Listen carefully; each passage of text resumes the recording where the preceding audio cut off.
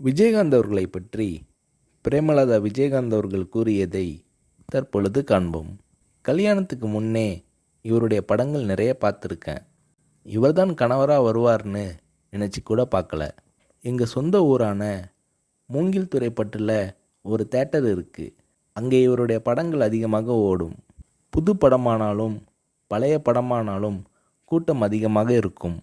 எங்கள் ஊரில் இவருக்கு நிறைய ரசிகர்கள் இருக்காங்க. இவரது பிறந்த நாளில் நற்பணி செய்ய நான் கூட நிதி கொடுத்திருக்கிறேன். இவர்தான் என் வருங்கால கணவர்னு தெரிகிறதுக்கு முன் நடந்தது இது. என்னை பெண் பார்க்க வரும்போது சபரிமலைக்கு மாலை போட்டிருந்தார். ஒரு நடிகருக்குரிய பந்தாவே இல்லாமல் ரொம்ப சிம்பிளாக வேட்டி சட்டை போட்டு வந்திருந்தார். என்னை நேருக்கு நேராக கூட பார்க்கல. எனக்கும் அவருக்கும் நிச்சயம் செய்யப்பட்ட பின் நான் அவருடன் பார்த்த முதல் படம் புலன் விசாரணை.